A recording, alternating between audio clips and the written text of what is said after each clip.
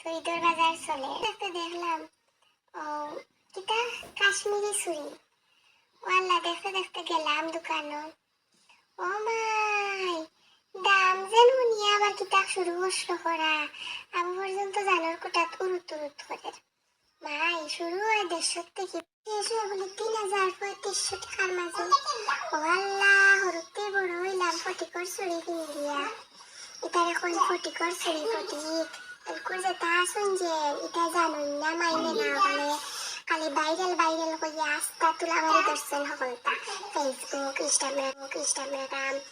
কিতা কিতি নিজেও এটা দেখিয়া খালি ফাল মারি দেই বাদে গিয়া দোকানও চিন্তা করলাম ও আল্লাহ টিপা মারতে ক্রাক করে ভাঙিব তো আমি জাত করি আর এখন ভাই মুখানো পাইতাম না ফটিকর চুরির লগে যেখানে যেন মাঝানো এখন হারায় নানি স্টিলর আর নাইলে অ্যালুমিনিয়াম কোন জার্মানির জুনুর এটা আসলে আমরা সময় চলগড়ি আমার লগর তোকে না নিতা ভিডিও দেখায় তলে মেলা রায় আর লইয়া কিমান থইছে না চলগড়ি আর ফটিকর চুরি বাইরেল চুরি কইয়া ওয়াল্লা গিয়া তো দেখছি এটা বাইরেল চুরি এটা ফটিকর চুরি এটা দেখি আর লইছে না বা আইছে তেমন মনে নানি তোরা কুরুত করে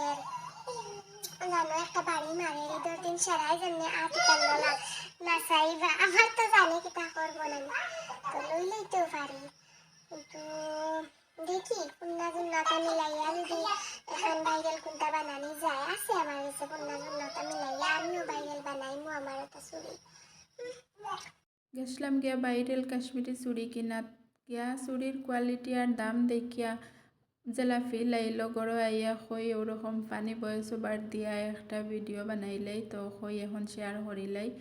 আর তার বাদে লাগি গেলাম গিয়ে ঈদের সন্দেশ বানানির প্রিপারেশনও সন্দেশ বানানি তাতে একটা ঝামেলার কাজ এমনি তো একলগে সপ্তাহ বানানি হয় না অকেশন ছাড়া